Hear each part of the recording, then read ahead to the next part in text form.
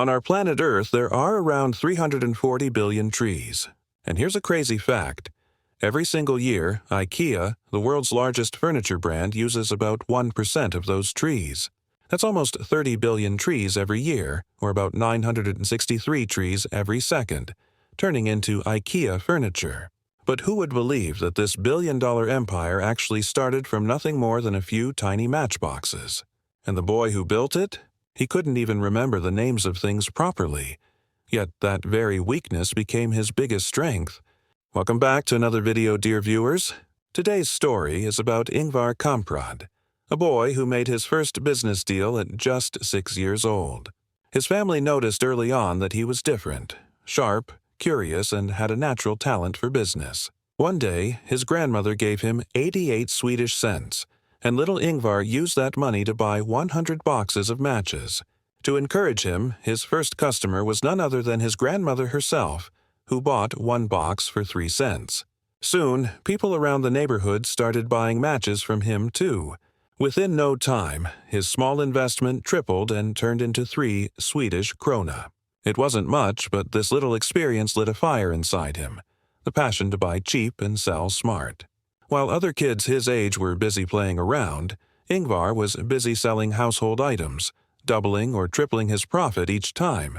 Instead of wasting his earnings, he would reinvest them right back into his small ventures.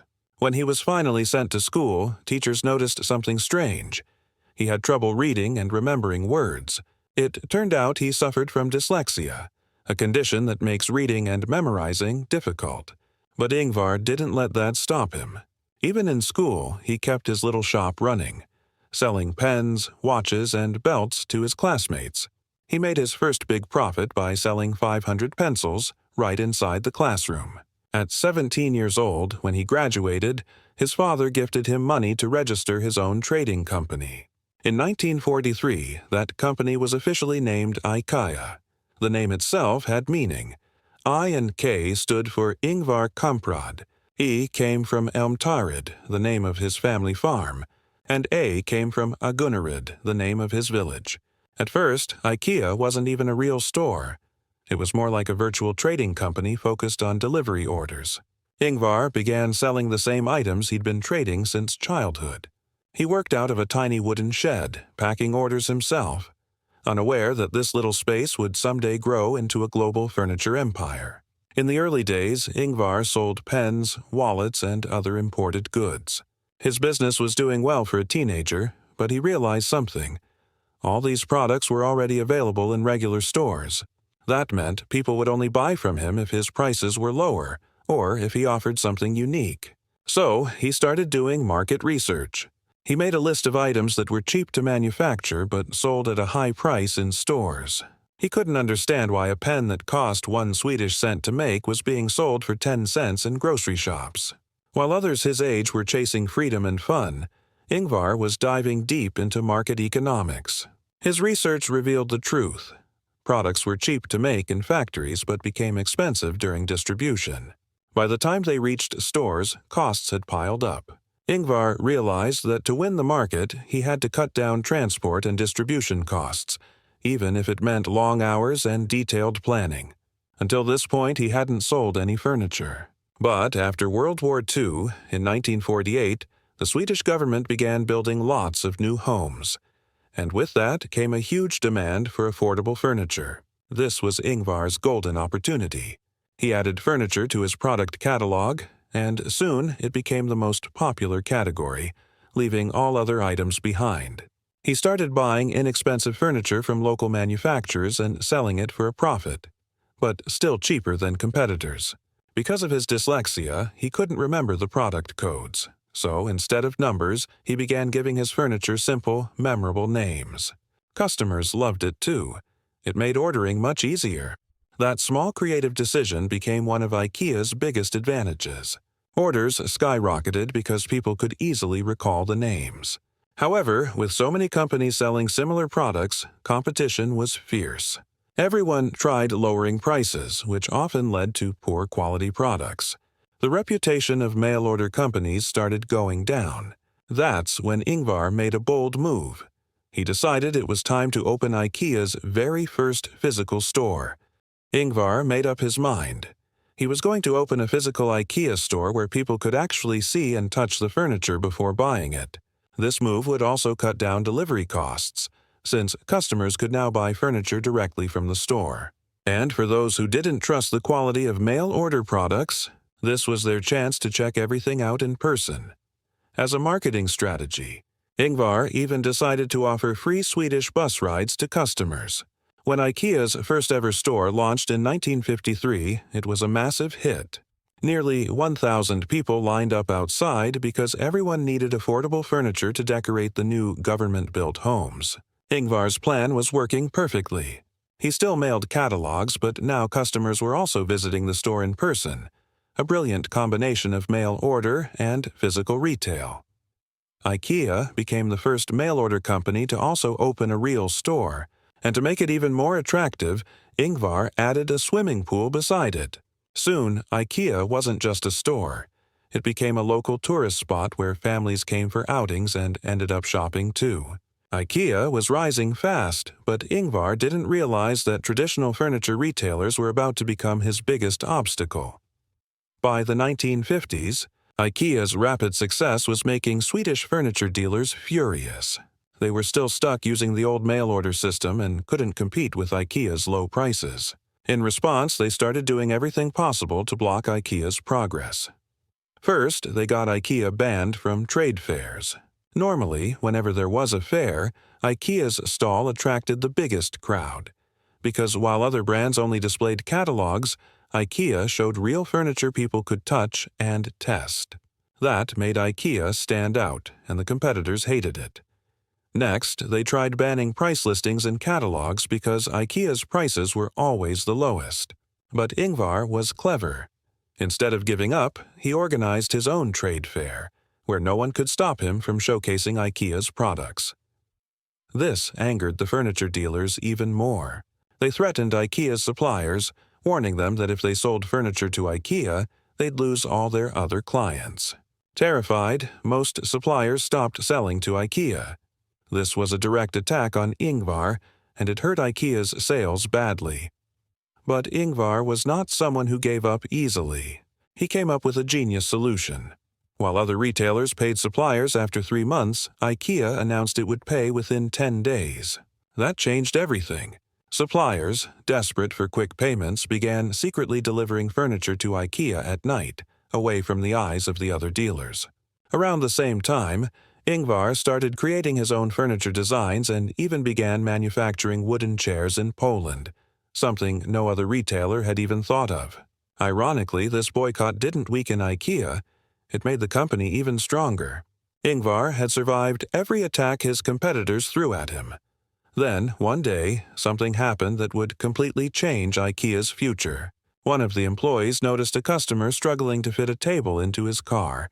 The table was too big. The employee suggested, "What if we remove the legs?" That one simple idea became a revolution. The concept of detachable furniture made IKEA's products compact, easy to transport, and cheaper to store. Damage during shipping dropped, and customers could now take their furniture home the same day. This not only cut costs, but also gave people a sense of pride. They assembled their furniture themselves, creating a personal connection to it. This idea became so popular that it was soon called the IKEA effect. It was the first time in history that a company introduced the concept of flat pack, self-assembly furniture, now used all over the world. When designing furniture, IKEA made sure each piece could be disassembled and shipped cost-effectively, without losing quality. After the success of the first store, Ingvar decided to open a bigger, better IKEA just outside Stockholm, the capital of Sweden, in a cheaper location with lots of space. The new store was as big as 8 football fields and spread across 3 floors. Ingvar used his understanding of customer psychology to design the layout. There was only one entrance and one exit, forcing shoppers to walk through the entire store. That way, they wouldn't miss any section, and often ended up buying things they hadn't planned to. The layout was so cleverly designed that customers spent more time inside the store, boosting sales. But there was still one problem. During lunchtime, the store would empty out. Ingvar quickly realized why. People were leaving for lunch and not coming back. So he came up with another brilliant idea. He opened a restaurant inside the IKEA store itself. And just like that, Ingvar's thinking proved right once again. Ingvar's idea worked perfectly. After opening the restaurant inside IKEA, customers stayed in the store much longer. And when they got hungry, they could just eat right there without leaving. It was simple but genius. Ingvar now had a business model so powerful that all he had to do was replicate it again and again. In 1965, a brand new IKEA store opened, and on the very first day, 18,000 people visited. By 1973, IKEA had become an incredible success story. But Ingvar was already thinking far ahead. He wanted IKEA to live on even after him, so he came up with a special plan. It was a plan so clever, yet so controversial, that it would later get him accused of tax evasion. Yes, Ingvar's dream was for his children to inherit IKEA, but Sweden had a huge problem for him: extremely high inheritance taxes. In Sweden, when someone passed away, their heirs had to pay massive taxes on whatever wealth they inherited. To solve this, Ingvar hired lawyers from all around the world. Their mission: protect IKEA from heavy taxation. For 7 years, these lawyers worked tirelessly, setting up shell companies, foundations, and trusts in various tax havens. By the end of it, IKEA's corporate structure became so complex that taxing it was nearly impossible. But this clever move sparked global attention. People began accusing Ingvar of tax evasion. And as the saying goes, when you rise too high, there will always be people trying to pull you down. Then, in the 1980s, IKEA faced another major controversy. In East Germany, a few factories that produced furniture for IKEA were found to be using prison labor, forcing inmates to work under harsh conditions. When this came to light, many people blamed IKEA for it. Once the accusations were proven true, IKEA's management publicly apologized, admitting their mistake and taking full responsibility. Despite these challenges, Ingvar never gave up. By 1990, IKEA had opened more than 70 new stores, spreading across continents. And by 2008, IKEA officially became the largest furniture company in the world. In 2018, the legendary Ingvar Kamprad passed away at the age of 91, leaving behind a legacy that reshaped how the world sees furniture. Today, IKEA operates over 473 stores worldwide, and every year, more than 2,000 new products are launched. And just like in Ingvar's early days, every IKEA product still carries a Swedish name, a tradition born from his struggle with dyslexia, which once made remembering product codes nearly impossible, and that's how a boy who started with just a few matchboxes built a global empire loved by millions. Thank you for watching this video. We hope you enjoyed this inspiring journey. Don't forget to like, share, and drop your wonderful comments below. Your support means the world to us. See you soon in another amazing story.